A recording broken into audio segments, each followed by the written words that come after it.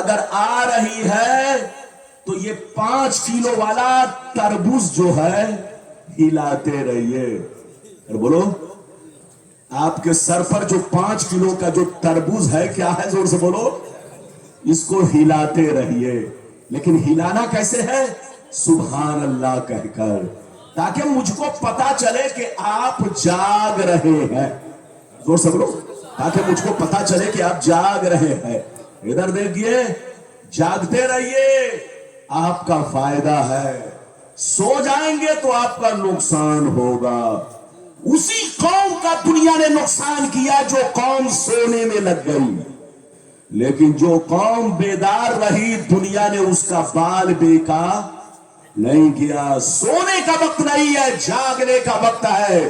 جاگو جاگو، اپنے نبی کی محبت میں جاگو. ابھی آپ نے ادھر دیکھیے، میری گفتگو کا آغاز ابھی آپ نے سماعت کیا.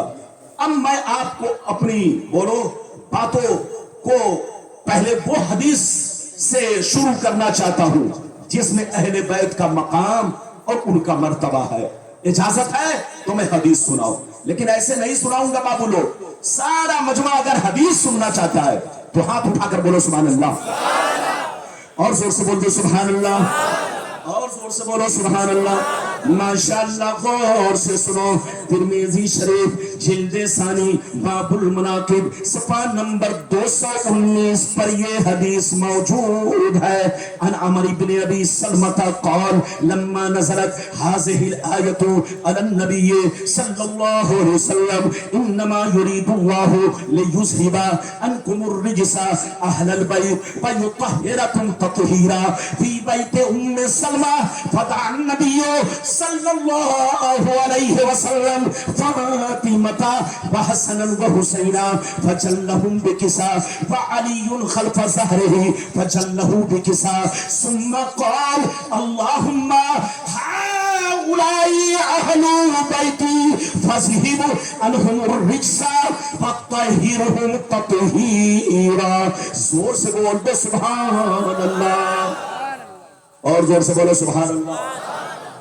اجازت ہے؟ آج کل کرسی ایسی بنائی جا رہی ہے کہ بیچ میں کنواں، بیچ میں. اب آپ بتاؤ، تقریر کے لیے چاہیے کرسی لیبل برابر، لیکن آپ نے ایسی کرسی دی ہے کہ بیچ میں کنواں بنا ہوا ہے. اب آپ بتاؤ، پیچھے کھسکتا ہوں تو کنویں میں گروں گا، تقریر کیا کروں گا؟ کرسی آپ کو لیبل میں رکھنا چاہیے، برابر والی. اجازت ہے؟ بہرحال جو چیز جیسے ہے ٹھیک ہے بابو لوگ.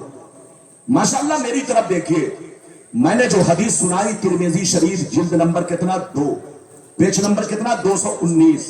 حضرت عمر بن سلمہ رضی اللہ تعالیٰ عنہ فرماتے ہیں کہ جب آیت تطہیر، زور سے بولو آیت تطہیر، یعنی جس میں اہل بیت کی پاکی کا بیان ہے. کس کا بیان ہے؟ اہل بیت کی. کس کی؟ بولو پاکی شریف کا بیان ہے، طہارت کا تذکرہ ہے. جب یہ آیت نازل ہوئی تو کیا حال ہوا سنیے. یہ آیت کہاں نازل ہوئی سنیے. اس حدیث میں ہے، حضرت عمر بن سلمہ فرماتے ہیں کہ جب قرآن کی یہ آیت حضرت ام سلمہ کے گھر میں نازل ہوئی. کہاں نازل ہوئی؟ زور سے بولو. حضرت ام سلمہ.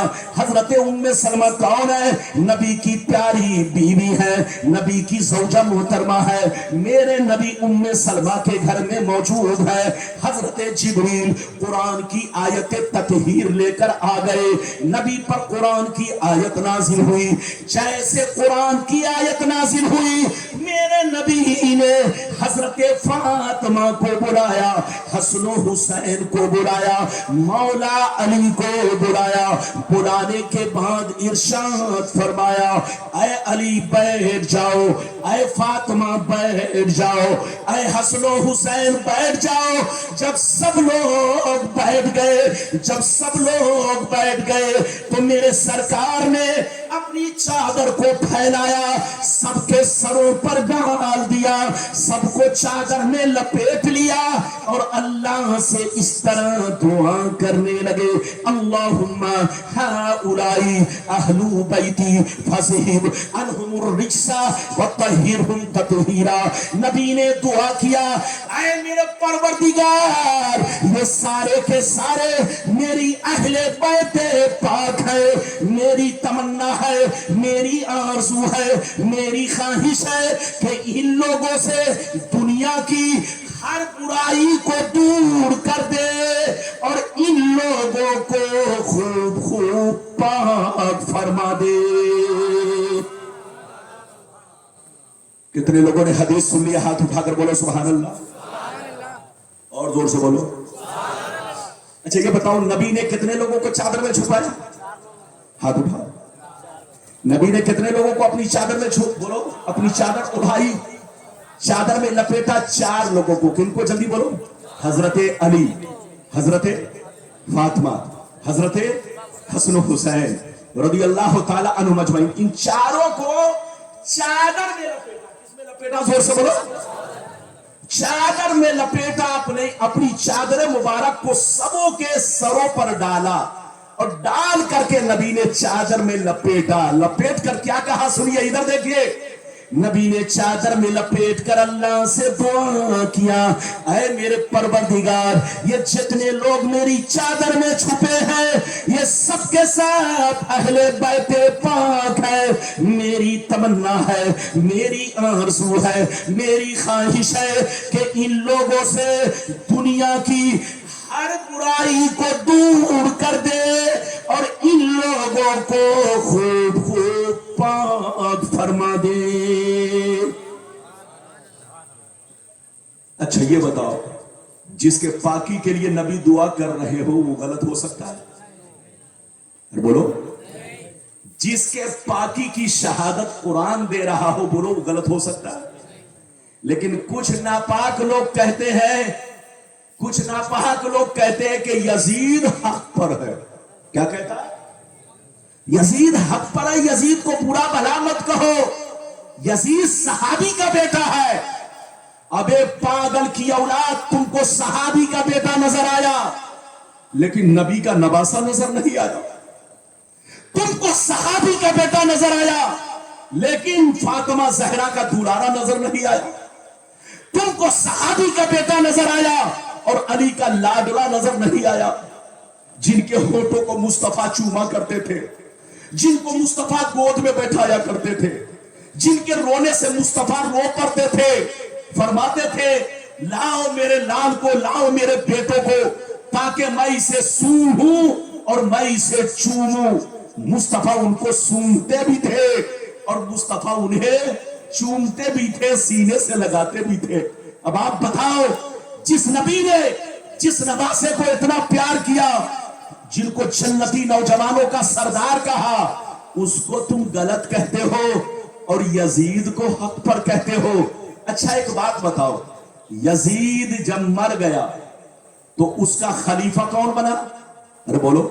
اس کا بادشاہ اس کرسی پر یزید, بولو کربلا کے بعد, بولو کربلا کے 2 سال کے بعد یزید مر گیا. کتنے سال کے بعد؟ کربلا کے واقعہ کے کئی سال کے بعد؟ زور سے بولو. لگ بھگ 2 سال کچھ مہینہ کے بعد یزید مر گیا. 2 سال کچھ مہینہ کے بعد یزید مر گیا. جب مر گیا تو اس کا بیٹا معاویہ جو 20 سال کا تھا, بڑا نیک تھا, بڑا شریف تھا, لوگوں نے اس کو کرسی پر بیٹھایا تو اس نے کہا کہ اس کرسی سے نفرت کی بو آ رہی ہے, اس کرسی سے آل رسول کے شہادت کی, آل رسول کو بے دردی کے ساتھ قتل کیا گیا, میں اس کرسی سے نفرت کرتا ہوں, نفرت. وہ بیٹھنا نہیں چاہ رہا تھا لیکن شامی لوگوں نے زبردستی اس کو بادشاہ بنا دیا, کرسی پر بیٹھا دیا, یزید کی جگہ پر بیٹھا دیا. اب میری طرف دیکھیے, یزید کا بیٹا صرف 1 مہینہ زندہ رہا. ایک روایت میں ہے 40 دن, ایک روایت میں ہے 3 مہینہ, اور ایک روایت میں ہے 1 مہینہ بس اتنے دن زندہ رہا، دنیا سے چل بسا۔ میری طرف دیکھیے، یزید کا اپنا سگا بیٹا باپ کے بارے میں کہہ رہا ہے کہ میرا باپ ٹھیک نہیں تھا۔ اور بولو میرا باپ ٹھیک نہیں تھا، یہ کون کہہ رہا ہے؟ جلدی بولو۔ یزید کا اپنا بیٹا کہے کہ ابا ٹھیک نہیں تھے، لیکن ڈپلیکیٹ بیٹا کہے کہ ابا حق پر ہے۔ اب فیصلہ کرو کہ تم اوریجنل بیٹے کی بات مانو گے کہ ڈپلیکیٹ بیٹے کی بات مانو گے۔ ہم سنی مسلمان کان کھول کر سن لو، آج میں اعلان کرتا ہوں جو یزید کا سپورٹ کرے وہ یزیدی ہے، اور جو حسین کو حق پر مانے وہ حسینی ہے۔ ہم غلام حسین ہے۔ بولو میرا حسین کل بھی حق پر تھا، آج بھی حق پر ہے، اور قیامت تک حسین حق پر رہیں گے۔ اجازت دیجئے تو میں آپ کو دوسری حدیث سناتا ہوں، لیکن لگتا ہے کہ آپ لوگ تھک گئے۔ ارے بولو تھکے تو نہیں ہے؟ زور سے بولو تھکے تو نہیں؟ ہاتھ اٹھاؤ۔ جیسے میں بنگال میں گھسا، ارے بولو بنگال میں، تو جانتے ہیں بنگال کا موسم ٹھنڈا، ہوا لگتے ہی ناک سے پانی گرنے لگا، ارے بولو، اور گلا بھی کھر کھر کرنے لگا۔ اور جیسے لوگوں کو پتا چلا کہ مولانا ربانی اس بستی میں آئے ہیں تو بولو بے ایمان لوگ تھر تھر کرنے لگا، اور بولو کیا کرنے لگا؟ ہاں، میری آواز جلدی کھر کھراتی نہیں، میری تقریر سے لوگوں کو کھانسی آتی ہے، مجھ کو کھانسی نہیں آتی۔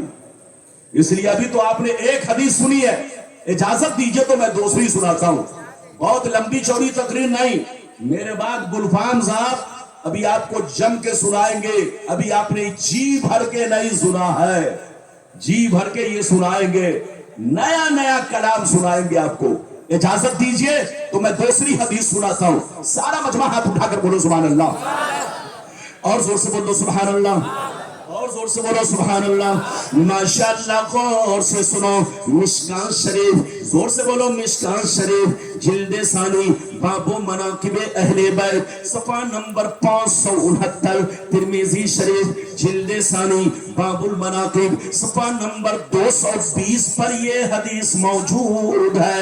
ان ابن عباس قال قال رسول اللہ صلی اللہ تعالی علیہ وسلم احب اللہ لما یغزوکم من نعمی واحبونی بحب اللہ واحبو اہل بیتی بحبی۔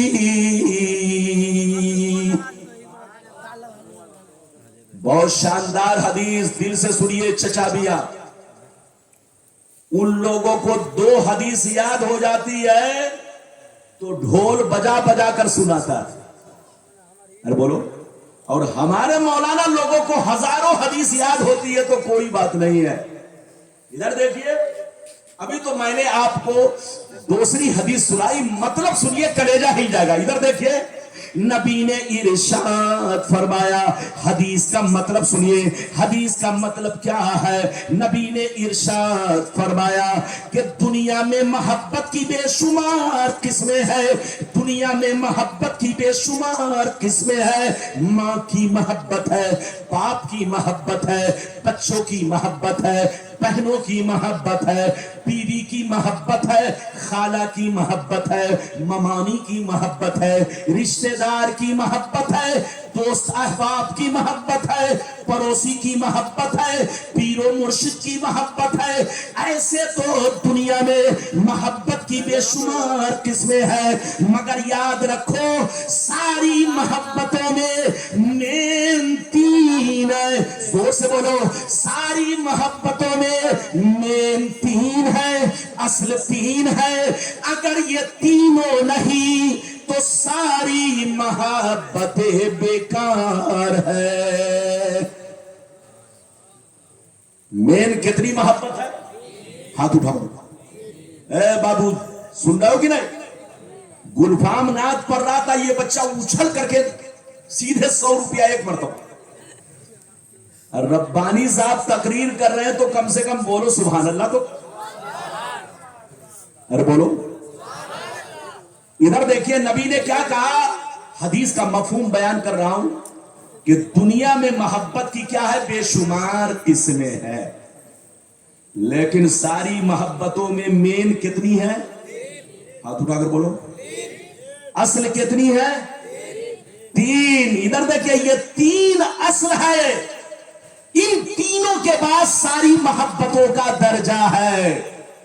جس کے سینے میں اگر یہ تین محبت نہیں تو ساری محبت پر پانی پھر گیا، بیکار ہو گئی، کوئی فائدہ نہیں۔ وہ تین کیا ہے سنیے، اصل کیا ہے، جلدی بولو، تین محبتیں ہیں۔ وہ تین کیا ہے سنیے، نبی نے ارشاد فرمایا محبت کا پہلا درجہ یہ ہے، محبت کی پہلی سیڑھی یہ ہے، محبت کا پہلا زینہ یہ ہے کہ تم لوگ اللہ سے محبت کرو، سب سے زیادہ اللہ سے محبت کرو، کیونکہ اللہ تعالی تمہیں ہر حال میں روزی دیتا ہے، طرح طرح کی نعمتوں سے نوازتا ہے، طرح طرح کی نعمتیں کھلاتا ہے، کبھی مرغا کھلاتا ہے، کبھی پلاؤ کھلاتا ہے، کبھی بریانی کھلاتا ہے، کبھی سیب سنترا کھلاتا ہے، کبھی کاجو بادام کھلاتا ہے، طرح طرح کے میوے کھلاتا ہے، طرح طرح کی نعمتیں کھلاتا ہے۔ نبی فرماتے ہیں اے لوگو تم جہاں بھی رہو، جس حال میں رہو، سب سے زیادہ اللہ سے محبت کرو۔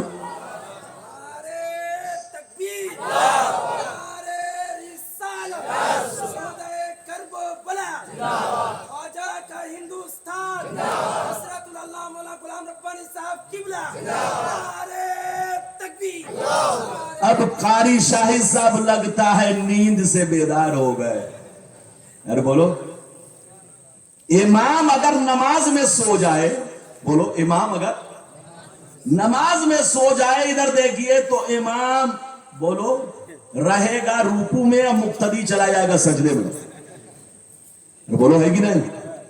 تو ادھر دیکھیے امام ہوتا ہے، قاری صاحب بڑے نیک آدمی ہیں، اور ماشاءاللہ آپ کے مولانا ابو الحسن صاحب یہ آپ کی بستی کے خطیب و امام، بڑے نیک بڑے شریف، ماشاءاللہ۔ یہ لوگ اگر اسٹیج پر بیٹھ کر حوصلہ بڑھاتے ہیں تو اچھا لگتا ہے، اجازت ہے؟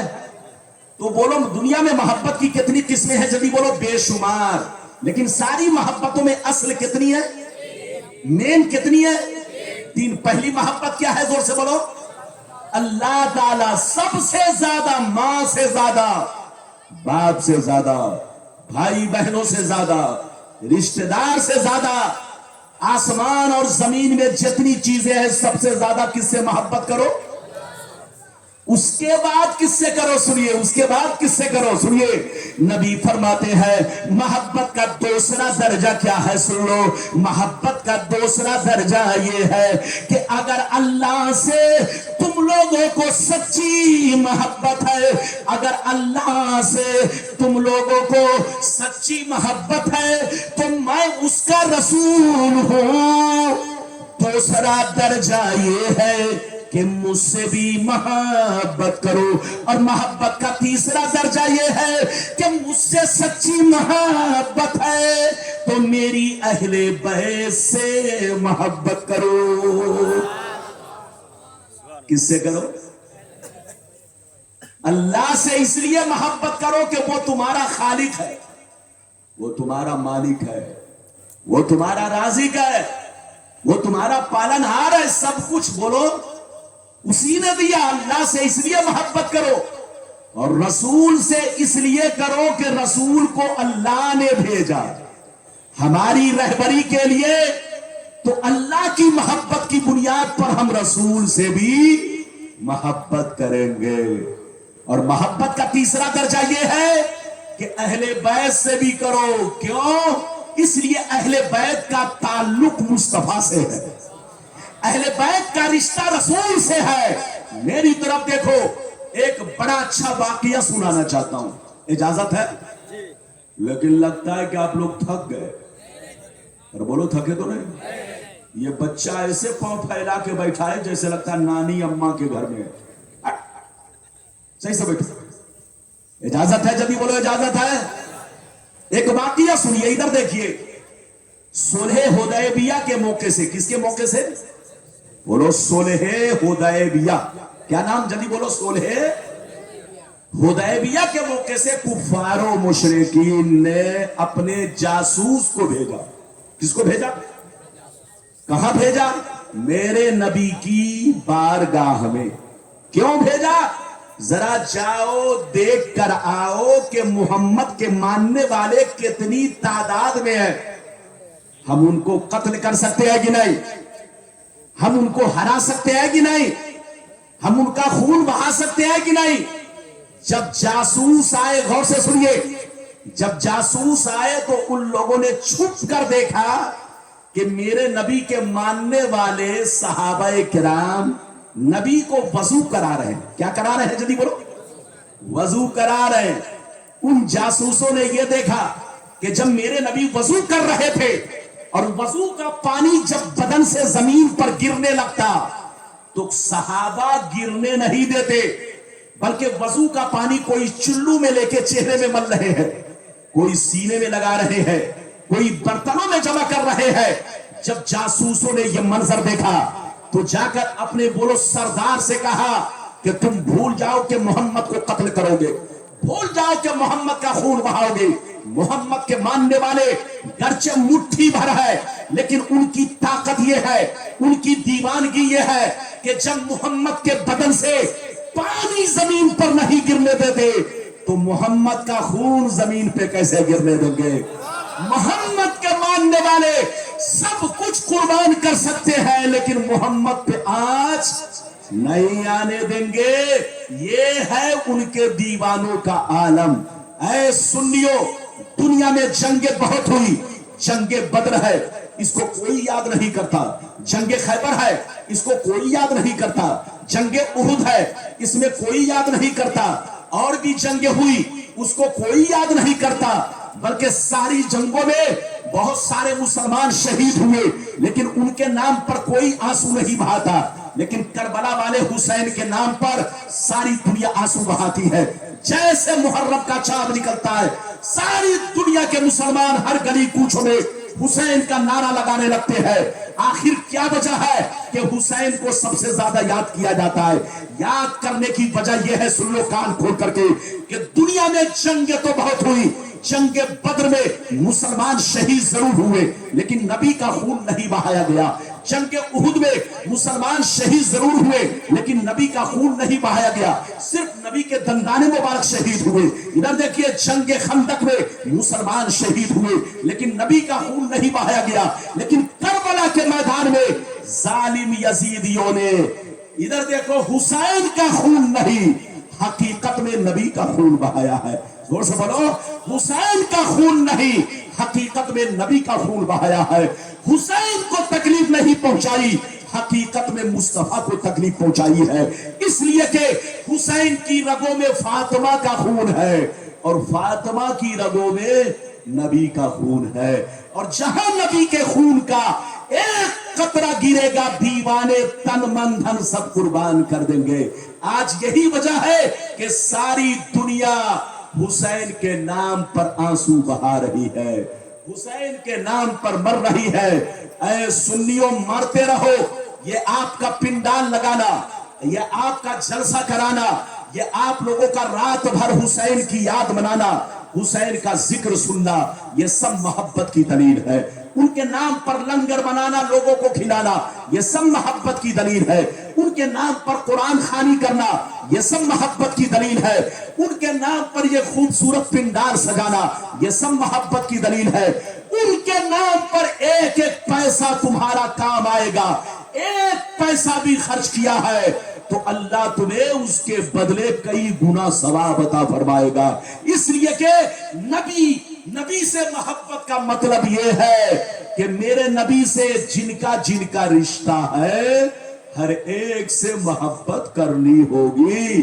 اسی کا نام ایمان ہے. اجازت دیجئے تو اب میں تیسری حدیث سنانا چاہتا ہوں, لیکن لگتا ہے کہ آپ لوگ تھک گئے. ارے بولو تھک گئے. لیکن ایسے کام نہیں چلے گا. 20 سے ایک آدمی کھڑے ہو کر نعرہ لگاؤ، جلدی کھڑے ہو کر نعرہ لگاؤ تاکہ میں آرام کر لوں، زور سے لگاؤ۔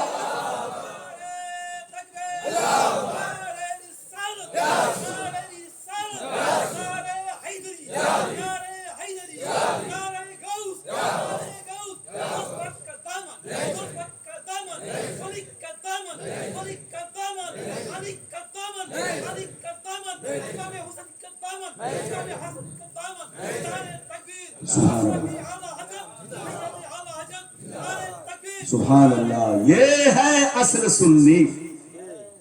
اصل سنی وہ ہے جو اعلی حضرت سے بھی محبت کرے اور حضور مخدوم سمنانی، مخدوم اشرف، حضور سرکار علی اشرف، بولو رحمت اللہ تعالی علیہ اجمعین، جملہ بزرگان دین، چاہے وہ کٹڑا شریف کے ہوں، چاہے وہ کچھوچا شریف کے ہوں، چاہے وہ ماہریرہ شریف کے ہوں، چاہے وہ پیلی بھیت شریف کے ہوں، ارے بولو، چاہے بولو جہاں کے بھی ہو، سنی وہی ہے جو تمام بزرگوں سے محبت کرے، اور جو کسی ایک سے محبت کرے وہ سنی نہیں، رابضی ہے، رابضی جس کو لوگ شیعہ کہتے ہیں، ارے بولو وہ کیا ہے؟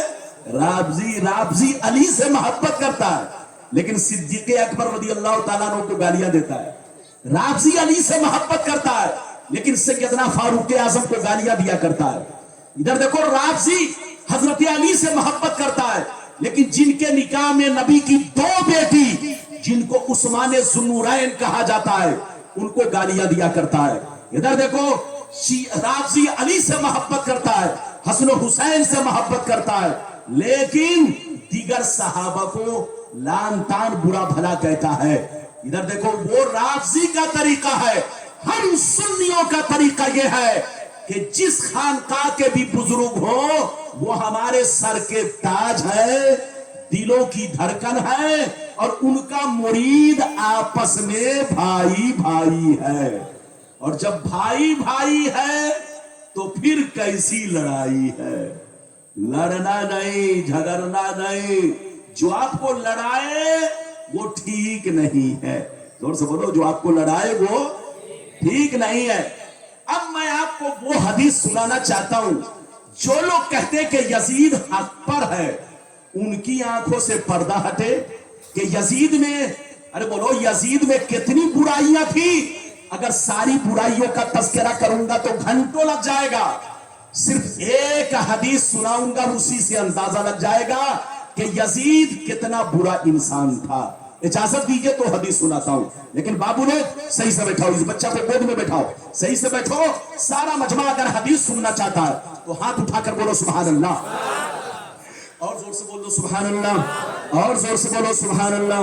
ماشاءاللہ، غور سے سنو، مشکاۃ شریف جلد ثانی باب الکرامات صفحہ نمبر 545، عن سعید بن عبد العزیز رضی اللہ تعالی عنہ قال لما كان ایام الحرہ لم يؤذن في مسجد النبی صلی اللہ علیہ وسلم ثلاثا ولم يقم ولم يبرح سعید بن مسیب المسجد وكان لا يعرف وقت الصلاة إلا بحمحمة يسمعها من قبر النبي صلی اللہ علیہ وسلم۔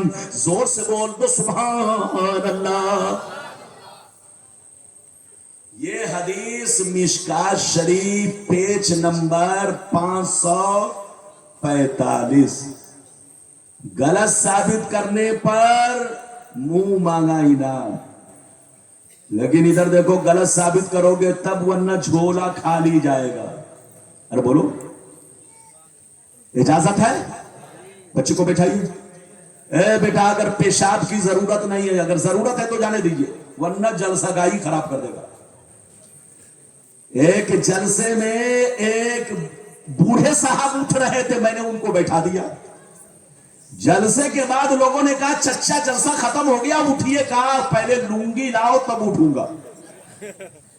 کہا کیا ہوا؟ کہا ارے حضرت نے ایسا بیٹھایا کہ جو ہونا تھا ہو چکا، تو جس کو ایسی ضرورت ہوگی وہ جا سکتا ہے، میرا کام روکنا ہے، لیکن اب اس کا مطلب یہ نہیں کہ پیشاب بہت تیز ہے اور لیٹرنگ بھی بہت تیز ہے اور رک گئے تو پتا چلا کہ سارا کام یہی ہو گیا.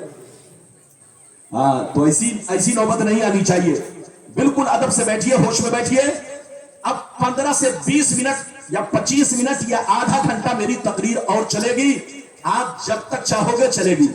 ادھر دیکھو, میں نے جو حدیث سنائی مطلب سنیے. ادھر دیکھیے یزید کے بارے میں کیا آیا ہے, حدیث میں تو بہت ہے, تاریخ کی کتابوں میں بہت ہے. ادھر دیکھیے, یہ لوگ یزید کی بڑی تعریف کرتے ہیں, لیکن یزید کے بارے میں آیا ہے یزید کھلم کھلا شراب پیتا تھا, کھلم کھلا عیاشیاں کرتا تھا, کھلم کھلا ناچ گانے کی محفلیں سجاتا تھا, نماز نہیں پڑھتا. ادھر دیکھو, اللہ رسول سے کوئی مطلب نہیں, یہاں تک کہ بولو بہت ساری حرام چیزوں کو اس نے لوگوں کے لیے حلال کر دیا تھا.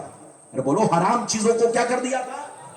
حلال کر دیا تھا. اس نے وہ ظلم اٹھایا. ادھر دیکھیے, کربلا کے واقعہ کے بعد تو اس کا ظلم اور بڑھ گیا. کربلا کے واقعہ کے بعد ظلم اس لیے بڑھا, اس نے یہ سوچا کہ جو بیچ میں روکنے والا تھا اس کو تو میں نے ختم کر دیا. یعنی امام علی مقام جو بیچ میں اس کے درمیان رکاوٹیں تھے اس کو تو وہ ختم کر چکا, اور وہ شیر بن گیا کہ اب مجھ کو کوئی روک نہیں سکتا, چاہے شراب پیوں, چاہے جوا کھیلوں, چاہے حرام کو حلال, حلال کو حرام کہوں, اب کون روکے گا. اس کا ظلم اتنا بڑھ گیا, اتنا بڑھ گیا کہ کربلا کے واقعہ کے بعد جب مکہ المکرمہ کے لوگوں نے یزید کی بیعت توڑ دی, مدینہ کے لوگوں نے یزید کی بیعت توڑ دی, تو ظالم یزید نے اپنی فوجیوں کو مکہ المکرمہ پر بھیج کر مکے پر چڑھائی کی. اس طرح چڑھائی کی, اتنا ظلم ڈھایا کہ کعبہ کی دیوار تک چٹک گئی, کعبہ کا غلاف چل گیا.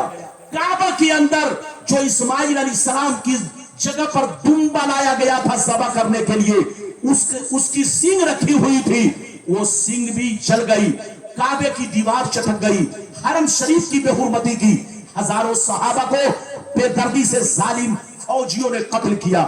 ادھر دیکھیے, پھر مدینہ پر اس نے چڑھائی کی, مدینہ پر وہ ظلم ڈھایا کہ مدینے کی عورتوں کے ساتھ بدتمیزیاں کی, مدینے کے صحابہ کو, ہزاروں لوگوں کو بے دردی سے قتل کیا.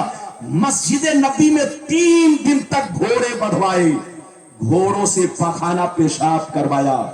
3 دن تک مسجد نبوی میں اذان بند رہی, نماز بند رہی, کوئی مسجد میں نماز پڑھنے نہیں گیا. اب سنیے واقعہ, سنیے پھر کیا ہوا. حضرت سعید بن مسیب کہتے ہیں کہ مسجد نبی میں 3 دن تک نہ آذان ہو سکی, نہ نماز ہو سکی, کرفیو کا ماحول رہا, کوئی نماز پڑھنے نہیں آیا, کوئی آذان دینے نہیں آیا. میں تنہا مسجد کے اندر 3 دن تک بھوکا پیاسا رہا, لیکن میں نے نماز نہیں چھوڑی. اکیلے میں نے نماز پڑھی, لیکن نماز کس طرح پڑھی سن لو. وہ فرماتے ہیں کہ میں نے 3 دن تک جو نماز پڑھی, سورج کو دیکھ کر نہیں, تاروں کو دیکھ کر نہیں, میں نے جو وقت کا اندازہ لگایا, ٹائم کا اندازہ لگایا, سورج کو دیکھ کر نہیں, تاروں کو دیکھ کر نہیں, لوگوں سے پوچھ کر نہیں, بلکہ 3 دن تک مسجد سے نہیں نکلا, لیکن میں نے اکیلے نماز پڑھی. لیکن نماز اس طرح پڑھی کہ جب نماز کا وقت ہوتا, نبی کی قبر سے آذان کی آواز آتی.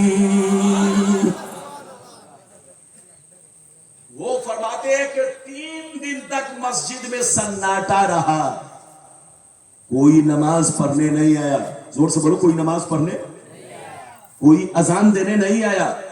حضرت سعید بن مسیب کہتے ہیں کہ اکیلے 3 دن تک مسجد کے کونے میں پاگل بن کر, کیا بن کر, میں پاگل اس لیے بن گیا کہ کہیں مجھ کو اچھا آدمی سمجھ کر یہ لوگ مجھ کو قتل نہ کر دیں, تو اپنی جان بچانے کے لیے میں پاگل بن گیا, پاگل کی ایکٹنگ کرنے لگا. تو یزیدیوں نے مجھے پاگل سمجھ کر چھوڑ دیا. میں 3 دن تک مسجد کے اندر رہا, हर तरफ सन्नाटा, चारों तरफ मस्जिद में घोड़े बंधे थे, घोड़ों से पखाना पेशाब करवाया जा रहा था, नापाकी ही नापाकी थी, कोई नमाज पढ़ने नहीं आया। लेकिन अकेले मैंने 3 दिन तक नमाज पढ़ी। लेकिन नमाज कैसे पढ़ी? नबी के रोजा शरीफ से अजान की आवाज आती, जब जब नमाज का वक्त होता तब तब आवाज सुनाई देती, मैं उसी आवाज को सुनकर हर वक्त की नमाज पढ़ा करता था। ये है हदीस। और बोलो, अगर आप सुन चुके तो हाथ उठाकर बोलो सुभान अल्लाह, और जोर से बोलो, हाथ नीचे करो, जल्दी इधर देखो। एक बात मैं आप लोगों से पूछना चाहता हूं, इधर देखिए, जो आपकी मस्जिद में घोड़ा बांधे, अरे बोलो, जो आपके गांव की मस्जिद में, मान के चलो आपके गांव की मस्जिद है, उस मस्जिद में अगर कोई घोड़ा लाकर बांध दे, भैंस लाकर बांध दे, गाय लाकर बांध दे, जानवर लाकर बांध दे, तो क्या आप उसे बर्दाश्त करोगे? अरे बोलो, आप उसकी तारीफ करोगे कि उसे जूता लेकर दौड़ाओगे? अरे बोलो, उसकी तारीफ नहीं बल्कि उसको जूता लेकर दौड़ाएंगे, लाठी लेकर दौड़ाएंगे। बताओ, जब आपकी मस्जिद में कोई गाय लाकर बांध दे, भैंस लाकर बांध दे, तो आप उसको बुरा कहोगे? अच्छा नहीं कहोगे। आप बताइए, जिस यजीद ने करबला वाले हुसैन को बेदर्दी से शहीद करवाया, उनके बच्चे को 3 दिन तक भूखा प्यासा रखकर तरपा कर शहीद करवाया, उनके अहले बैत को गालियां दी गई, अहले बैत की औरतों की बेहुरमती की गई, उनके हस्बो नसब को बुरा कहा गया, 3 दिन तक उन पर पानी बंद कर दिया गया, इतनी बेदर्दी से जालिम ने शहीद करवाया, फिर भी लोग यजीद की तारीफ कर रहे हैं। उनसे कहिए तौबा करो तौबा, वरना जो हाल यजीद का होगा वही हाल तुम्हारा होगा। अब आप बताओ कि मस्जिद नबवी में घोड़े बांधे गए कै दिन तक? 3 दिन तक। अब बताओ, वो लोग कहता है यजीद हक पर है, उनसे कहिए तौबा करो तौबा, वरना जो हश्र यजीद का होगा वही तुम्हारा होगा। ऐ सुन्नियों, किसी के बहकावे में मत आओ। मेरा हुसैन कल भी हक पर था, आज भी हक पर है, और बोलो, मरते दम तक जितने हुसैनी हैं सब हक पर रहेंगे। हाथ उठाकर बोलो, सब हक पर रहेंगे। हाथ उठाकर बोलो, सब हक पर रहेंगे, क्योंकि हम सुन्नी हैं, मसलक के आला हजरत के मानने वाले हैं। लड़ने का वक्त नहीं, समझने का वक्त है। इजाजत दीजिए तो मैं आपको चौथी हदीस सुनाना चाहता हूं। अरे बोलो, इजाजत है? लेकिन लगता है कि आप लोग थक गए। मेरे हाथ में घड़ी नहीं है, घड़ी है? जोर से बोलो। पीछे वाले देख रहे हैं, ये बताओ घड़ी है? अरे बोलो, पीछे वाले बोलो, घड़ी है मेरे हाथ में? जब से मोबाइल निकला है तब से मैंने घड़ी पहनना, जोर से बोलो, बंद कर दिया। मोबाइल ने बहुत सारी चीजों को बंद कर दिया, लेकिन मोबाइल ने मेरी घड़ी को, मैंने घड़ी पहनना बंद कर दिया। तो अब तकरीर जब करता हूं तो घड़ी देखकर नहीं, चेहरा देखकर। क्या देखकर? जब तक चेहरा मुस्कुराता है तो समझ लेता हूं कांटा चल रहा है, और जब देखता हूं आंख बंद हो गई तो समझ लेता हूं कांटा बंद हो रहा है। तो अभी आपका चेहरा मुस्कुरा रहा है, इसलिए लगता है कि 15-20 मिनट और तकरीर होगी। क्यों कारी साहब, इजाजत है? अरे जोर से बोलो, इजाजत है? लेकिन अगर इजाजत है तो ऐसे नहीं, एक भी हाथ नीचे ना रहे, हाथ उठाकर बोलो सुभान अल्लाह, और जोर से बोलो सुभान अल्लाह, और जोर से बोलो सुभान अल्लाह। माशाअल्लाह को और से सुनो, मिशकात शरीफ, जोर से बोलो मिशकात शरीफ, जिल्दे सानी, बाबू मनाकिबे अहले बैत, सफा नंबर 571। कितना? जोर से बोलो, सफा नंबर 569, 71 नहीं, सफा नंबर 569। तिरमिजी शरीफ, जिल्दे सानी, बाबुल मनाकिब, सफा नंबर 218 पर यह हदीस मौजूद है। عن جابر بن عبد الله رضي الله تعالى عنه قال رأيت رسول الله صلى الله عليه وسلم في حجته يوم عرفة وهو على ناقة القصواء يخطب فسمعته يقول يا أيها الناس إني تركت فيكم ما إن أخذتم به لم تضلوا كتاب الله وإطرتي أهل بيتي.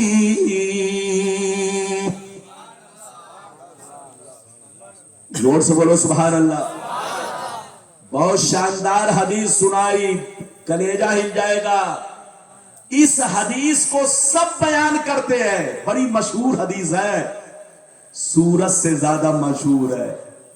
آپ کو بھی معلوم ہے, جتنے بچے بیٹھے ہیں سب کو معلوم ہے, ہمارے چچا کو بھی معلوم ہے, سارے مسلمان بھائی کو معلوم ہے, لیکن مطلب پر لوگ غور نہیں کرتے. زور سے بولو, مطلب پر غور نہیں کرتے. آج آپ کا مولانا مطلب بیان کر رہا ہے, اس کو دھیان سے سنیے گا, ورنہ جہاں ادھر ادھر ذہن بہکا تو مطلب نہیں سمجھیں گے.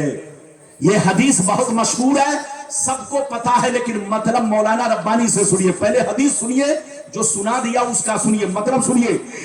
حضرت جابر بن عبداللہ کہتے ہیں کہ حج کے موقع سے, کس کے موقع سے, زور سے بولو, حج کے موقع سے, جس سال میرے نبی نے حج فرمایا, زور سے بولو, جس سال میرے نبی نے حج فرمایا, یعنی حجۃ الوداع کے موقع سے, اپنے پردہ کرنے سے 3 مہینہ پہلے, اپنے پردہ کرنے سے 3 مہینہ پہلے جس سال آپ نے حج فرمایا, اسی سال کے 3 مہینہ کے بعد میرے نبی دنیا سے پردہ فرما گئے, حیات ظاہری سے پردہ کر گئے, غلاموں کے درمیان سے رخصت ہو گئے. اسی سال کا واقعہ ہے کہ جس سال میرے نبی نے حجۃ الوداع فرمایا, اس سال بقرہ عید سے 1 دن پہلے, قربانی سے 1 دن پہلے, 9 ذی الحجہ کو, عرفہ کے دن میرے نبی اپنی قصبہ اونٹنی پر سوار ہو کر اپنے صحابہ سے خطاب فرما رہے تھے, واز فرما رہے تھے, صحابہ کو نصیحت کر رہے تھے. حج کے درمیان ہزاروں صحابہ موجود, میرے نبی اپنی اونٹنی پر سوار ہو کر لوگوں سے خطاب فرما رہے تھے, بہت ساری نصیحتیں کر رہے تھے, بہت ساری اچھی اچھی باتیں بیان کر رہے تھے, لیکن آخری میں نبی نے کیا کہا؟ حضرت جابر کہتے ہیں کہ میں نے اپنے کانوں سے سنا, میں نے اپنی آنکھوں سے دیکھا کہ اونٹنی پر سوار ہو کر نبی نے آخری میں فرمایا, اے میرے غلاموں, ان قریب میں دنیا کو چھوڑ کر جا رہا ہوں, ان قریب میں دنیا کو چھوڑ کر جا رہا ہوں, میرے جانے کے بعد لڑائی مت کرنا, جھگڑا مت کرنا, اختلاف مت کرنا, خوریزی مت کرنا. حدیث کا مطلب یہی ہے کہ آپس میں جھگڑنا نہیں, لڑائی مت کرنا, اختلاف مت کرنا, میرے جانے کے بعد لڑائی مت کرنا. میں جا رہا ہوں ضرور, مگر تمہارے درمیان 2 قیمتی چیزیں چھوڑ کر جا رہا ہوں, 2 عظیم چیز چھوڑ کر جا رہا ہوں, 2 رہنما چھوڑ کر جا رہا ہوں, 2 رہبر چھوڑ کر جا رہا ہوں. ایک قرآن ہے, ایک قرآن ہے, دوسری اہل بیت ہے. میرے جانے کے بعد لڑائی مت کرنا, جھگڑا مت کرنا, قرآن کو بھی پکڑے رہنا, اہل بیت کو بھی پکڑے رہنا. جب تک دونوں کو پکڑے رہو گے ہرگز گمراہ نہیں ہو سکتے.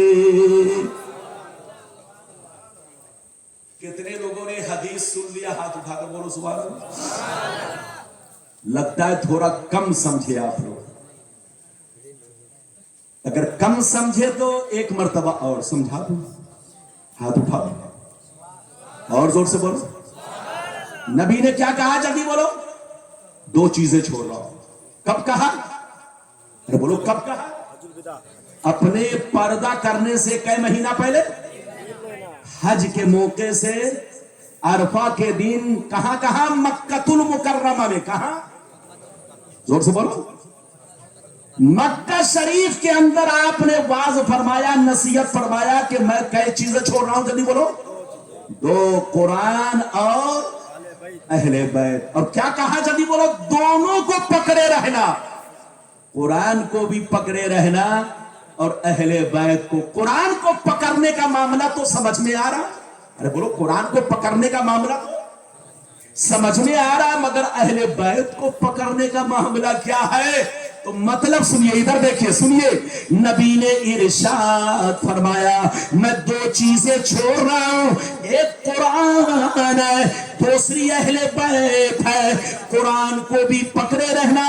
قرآن کو اس لیے پکڑنا, قرآن کو اس لیے پکڑنا کہ یہ اللہ کی مضبوط رسی ہے, اللہ کی مضبوط رسی ہے. اللہ کا سارا قانون قرآن میں موجود ہے. اس میں نماز کا طریقہ, روزے کا طریقہ, حج و زکات کا طریقہ, کھانے پینے کا طریقہ, شادی وواہ کا طریقہ, نکاح طلاق کا طریقہ, زندگی کا سارا قانون, زندگی کی ساری چیزیں, دنیا کی ہر چیز قرآن میں موجود ہے. قرآن کو اس لیے پکڑنا کہ اللہ تک پہنچنے کا ذریعہ ہے, اللہ کی مضبوط رسی ہے.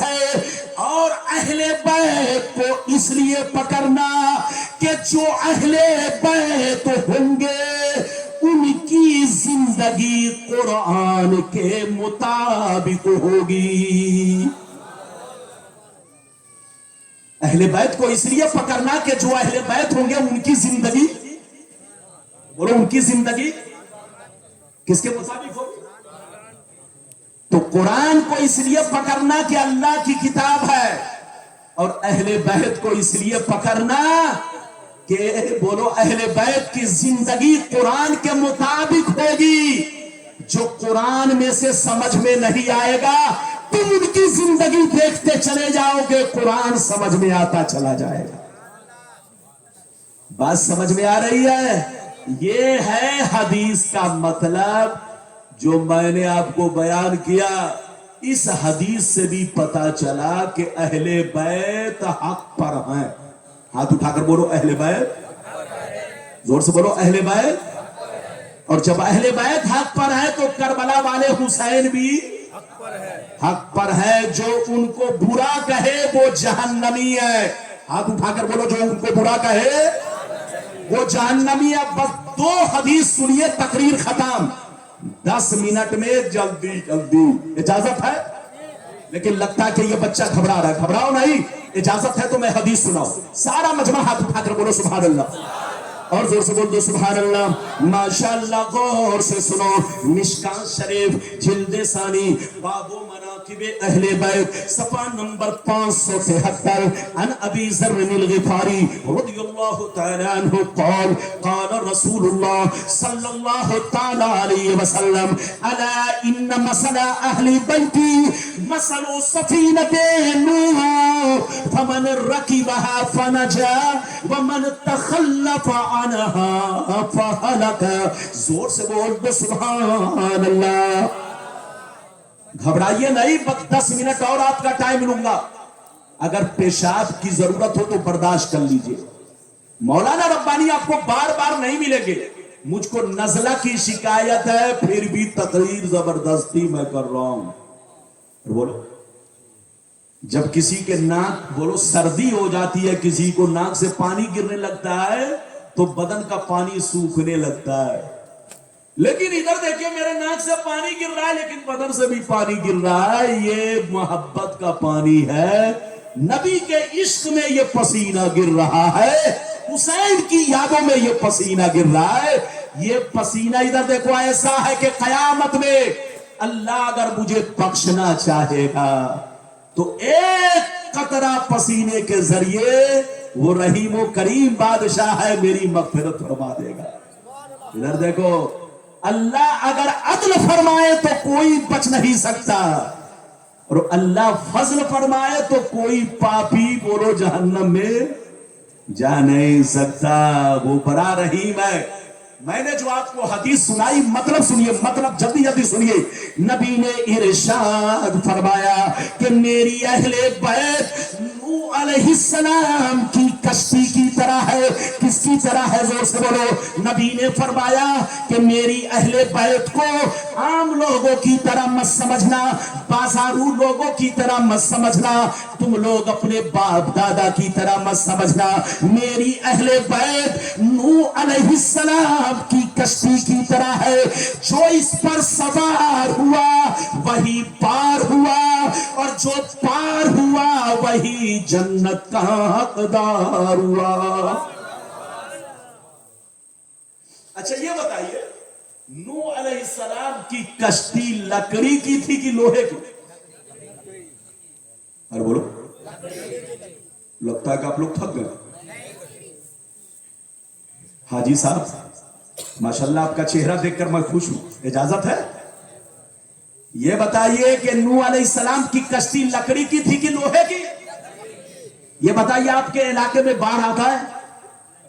بولو آپ کے علاقے میں پانی تو آتا ہوگا کبھی نہ کہیں, کہیں نہ کہیں تو آتا ہے. یو پی میں بھی آتا ہے, بنگال میں بھی آتا ہے, پنجاب میں بھی, جہاں بھی تیز بارش ہوگی وہاں پانی آئے گا. تو یہ بتائیے جو کشتی آپ لوگ دریا میں چلاتے ہیں وہ لکڑی کی کشتی ہوتی ہے کہ بولو کسی اور کی؟ بولیے. تو نوح علیہ السلام نے جو کشتی بنوائی تھی یا کشتی خود سے تیار کیا تھا, وہ کشتی لکڑی کی تھی. کس کی؟ کتنی لمبی تھی معلوم ہے؟ بولو کتنی لمبی تھی معلوم ہے؟ نہیں معلوم ہے. آج کل پانی جہاز آپ دیکھتے ہیں, بڑا بڑا پانی جہاز. سب سے پہلے پانی جہاز نوح علیہ السلام نے دنیا میں بنایا, جس کو کشتی بولتے ہیں وہ پانی جہاز ہے. نوح علیہ السلام نے جو پانی جہاز جس کو کشتی قرآن نے کہا ہے, وہ کشتی کتنی لمبی تھی؟ 300 گز. کتنی گز؟ بولو. اب آپ اندازہ لگائیے, یعنی 300 ہاتھ مان لیجئے. پہلے ایک گز ایک ہاتھ کو کہا جاتا تھا. پہلے کے زمانے میں ایک گز ایک ہاتھ کو کہا جاتا. تو مان لو آپ کے 300 ہاتھ لمبی کشتی تھی, تو 300 ہاتھ کا مطلب سمجھ لیجیے. اور اونچی کتنی تھی؟ 50 ہاتھ اونچی. اور کئی منزل تھی؟ 3 منزل. کئی منزل؟ 3 پارٹ میں تھا, 3 منزلہ کشتی تھی. نیچے والے حصے میں شیر, چیتا, لنگور, ہاتھی, بندر, جو آدمی کو دیکھ کر آدمی پر حملہ کرتا ہے, وہ سب سے نیچے رکھا گیا. ادھر دیکھیے, تاکہ ان کی نسل دنیا میں باقی رہے. چونکہ طوفان نوح میں ساری چیزیں بولو ختم ہو گئی, وہی چیز بچ گئی جو نوح علیہ السلام کی کشتی میں تھے. تو نیچے کے حصے میں کون کون جانور تھے جلدی بولیے؟ وہ جانور جو انسان کو دیکھ کر حملہ کرتا ہے یا انسان کو دیکھ کر بھاگتا ہے, جیسے نیل گائے, ہرن, یہ سب انسان کو دیکھ کر, یعنی وحشی جانور, درندے جانور, یہ سب نیچے تھے. اور بیچ والے حصے میں کون کون جانور تھے ادھر دیکھیے؟ گائے, بیل, بھینس, بولو باغ, مرغا, مرغی, بولو جو آدمی سے محبت کرتے ہیں وہ سارے جانور بیچ والے میں تھے. اور تیسری منزل پر کون لوگ تھے؟ بولو آدمی تھے. آدمی کتنے تھے جلدی بولو؟ کل 80. کل کتنے تھے؟ 80 لوگ تھے. ساری دنیا برباد ہو گئی. طوفان نوح آیا تو طوفان نوح میں ساری دنیا ختم ہو گئی. جو کشتی میں چیز بولو, جتنے لوگ کشتی میں سوار تھے, چاہے آدمی ہو چاہے جانور, وہی ساری چیزیں بچ گئی. تفصیل میں میں نہیں جاؤں گا ورنہ گھنٹوں لگ جائے گا. کہنے کا مطلب یہ ہے کہ نوح علیہ السلام کی کشتی کس چیز کی تھی؟ زور سے بولو. لکڑی کی. اور طوفان کس چیز کا تھا جلدی بولو؟ پانی کا. کس کا؟ پانی کا طوفان. پانی کتنا ادھر دیکھیے, آپ کو معلوم ہے پانی کا کیسا طوفان تھا؟ آپ کو نہیں پتا ہوگا. ادھر دیکھیے, پانی کا طوفان 1 دن تک نہیں 6 مہینہ تک رہا. پہلی رجب کو پانی, بولو, پانی پھیلنا شروع ہوا. ادھر دیکھیے, اور 10 رجب آتے آتے 10 دن کے اندر اندر اتنا پانی پڑ گیا کہ اس زمانے میں جو سب سے اونچا پہاڑ تھا بولو اس سے 300 ہاتھ اوپر پانی چلنے لگا. کتنا؟ 300 ہاتھ اوپر پانی چلنے لگا. اعلیٰ حضرت نے اپنی کتاب میں یہی بیان کیا کہ 300 ہاتھ اوپر اس پہاڑ سے اوپر پانی چلنے لگا جو سب سے اونچا پہاڑ کہا جاتا تھا. کتنے دن تک طوفان رہا؟ 6 مہینہ. لیکن جیسے عاشورہ کا دن آیا، 10ویں محرم کا دن آیا تو پانی گھٹا. نوح علیہ السلام کو جودی پہاڑ نظر آیا. آپ نے اپنی کشتی وہیں پر لگائی اور اپنے ماننے والوں کے ساتھ اور تمام جانوروں کو لے کر آپ اسی پہاڑ پر اتر گئے اور آباد ہو گئے. کہنے کا مطلب یہ ہے کہ نوح علیہ السلام کی کشتی لکڑی کی تھی. طوفان کس کا تھا؟ پانی کا طوفان تھا. نبی نے فرمایا کہ میری اہل بیت نوح علیہ السلام کی کشتی کی طرح ہے. تو مطلب کیا ہے؟ مطلب یہ ہے، سن لو، وہاں لکڑی کی کشتی تھی لیکن کربلا کے میدان میں لکڑی کی کشتی نہیں بلکہ شریعت کی کشتی ہے. کربلا کے میدان میں ایمان کی کشتی ہوگی، کربلا کے میدان میں شریعت کی کشتی ہوگی، کربلا کے میدان میں حدیث و قرآن کی کشتی ہوگی. او صحابہ کان کھول کر سن لو، جو ادھر دیکھو، جو میرے اہل بیت کی کشتی پر بیٹھے گا، جو میرے اہل بیت کی کشتی پر بیٹھے گا وہی پار ہوگا، اور جو پار ہوگا وہی جنت کا حقدار ہوگا.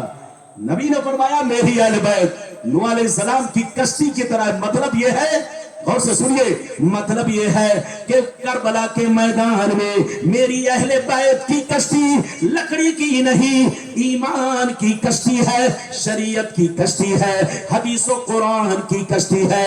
اس سے دور مت رہنا، اس کشتی پہ سوار ہو جانا. اس کے کھیونہار میرے حسین ہوں گے، میرا نواسا حسین ہوگا. جو اس کشتی پر سوار ہوگا وہی پار ہوگا، اور جو پار ہوگا وہی جنت کا حقدار ہوگا. اور جو اس کشتی سے پیچھے رہ جائے گا، یزید کا ساتھ دے گا، چاہے علامہ کا بیٹا ہو چاہے صحابی کا بیٹا ہو، وہ سب گمراہ ٹھہرے گا.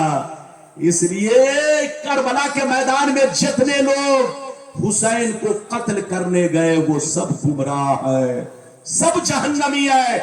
جس نے حسین کے خون سے، بولو، اپنے ہاتھ کو رنگا، جس نے اپنی پیشانی پر، بولو، ایک دھبا لگایا خون حسین کا، وہ کبھی بھی معاف نہیں کیا جائے گا.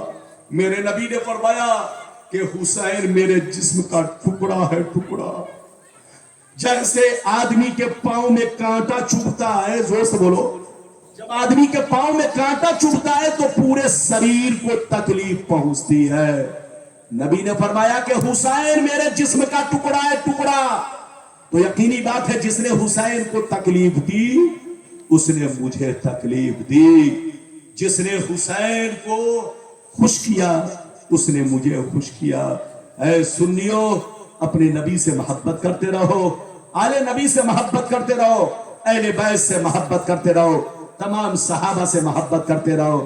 ادھر دیکھو، سنی اسے ہی کہتے ہیں جو اللہ سے بھی محبت کرے، نبی سے بھی محبت کرے، تمام صحابہ کو دل کی دھڑکن سمجھے، سر کا تاج سمجھے، اور تمام صحابہ میں سب سے افضل سیدنا صدیق اکبر کو مارے. دوسرے نمبر پر زور سے بولو فاروق اعظم کو. بولو فضیلت میں، جلدی بولو، فضیلت میں سب سے افضل نبی کے بعد اگر کسی کا مرتبہ ہے تو وہ سیدنا صدیق اکبر کا ہے. اس کے بعد فاروق اعظم، اس کے بعد عثمان غنی، اس کے بعد مولا علی. ادھر دیکھیے، جو سنی ہے وہ اس طرح سے عمل کرتا ہے اور عقیدہ رکھتا ہے. ہم سنی اللہ سے بھی محبت کرتے ہیں، نبی سے بھی محبت کرتے ہیں، صحابہ سے بھی محبت کرتے ہیں، تمام اہل بیت سے محبت کرتے ہیں، اور تمام سلسلے کے بزرگوں سے محبت کرتے ہیں، بشرطے کے سلسلہ، بولو زور سے بولو، بشرطے کے سلسلہ میرے آقا تک، بولو، پہنچتا ہو، پیور سنی ہو، ٹی ٹی ایس ہو، پی پی ایس ना हो, सुन्नी हो, आपस में मोहब्बत से रहिए। इधर देखिए, तमाम बुजुर्गों से मोहब्बत कीजिए, लड़िए नहीं, झगड़िए नहीं। मौलाना रब्बानी का काम हक बयान करना है। क्या बयान करना है? बोलो, हक बयान करना। अगर मैंने हक को छुपा लिया तो मेरा शुमार ईमान फरोश मौलवियों में होगा। इसलिए मैं हक को नहीं छुपाऊंगा, मैं हक बयान करता हूं हर स्टेज पर। अब अगर कोई कहे कि हमारे खिलाफ बोल रहा है तो ये पागलपनी है। मैं उनके खिलाफ किसी के खिलाफ क्यों बोलूंगा? बोलो, किसी के खिलाफ नहीं, उसके खिलाफ बोलूंगा जो नबी के खिलाफ है, जो अल्लाह के खिलाफ है, जो सहाबी के खिलाफ है, जो अहले बैत के खिलाफ है, जो हमारे बोलो किसी भी खानका के बुजुर्ग के खिलाफ है, मैं उनके खिलाफ हूं। और जो उनसे मोहब्बत करेंगे हम उनसे मोहब्बत करेंगे। आज भी हो जो बराहीम सा ईमा पैदा, आग कर सकती है अंदाजे गुलिस्ता पैदा। दश्ते बला को अर्श का जीना बना दिया, जंगल को मुस्तफा का मदीना बना दिया, हर जर्रे को नजफ का नगीना बना दिया। तूने हुसैन मरने को जीना बना दिया। अल्लाह ताला आपको, हमको, सबको नेक अमल की तौफीक रफीक अता फरमाए। इधर देखिए, जहां रहिए सुन्नी बनकर रहिए। और इधर देखिए, अपनी मस्जिद को भी आबाद रखिए, घर को भी आबाद रखिए, दिल को भी आबाद रखिए। मस्जिद आबाद होती है इबादत से, और घर आबाद रहता है कुरान की तिलावत से, और दिल आबाद रहता है मोहब्बत से। तो जिसके सीने में ये तीनों अनमोल दौलतें हैं वही पक्का सुन्नी है। और जिसके सीने में अनमोल दौलतें नहीं, ये तीनों में से एक भी अगर कमी है तो पक्का नहीं है। पक्के बनिए, कच्चे मत बनिए। अल्लाह को सलामत रखे, आबाद रखे, जलसे को कबूल फरमाए। मैं तो चाह रहा था कि और हदीसें सुनाऊं, लेकिन आप लोग बहुत देर से बैठे बैठे थक गए, और मैं भी थक गया, क्योंकि अंदर से तबीयत ठीक नहीं है। लेकिन फिर भी 1.5 घंटा बोल ही गया। अल्लाह आपको सलामत रखे, आबाद रखे, जलसे को कबूल फरमाए। इंशाअल्लाह फिर मुलाकात होगी। इजाजत दीजिए, खुदा हाफिज, वस्सलामु अलैकुम।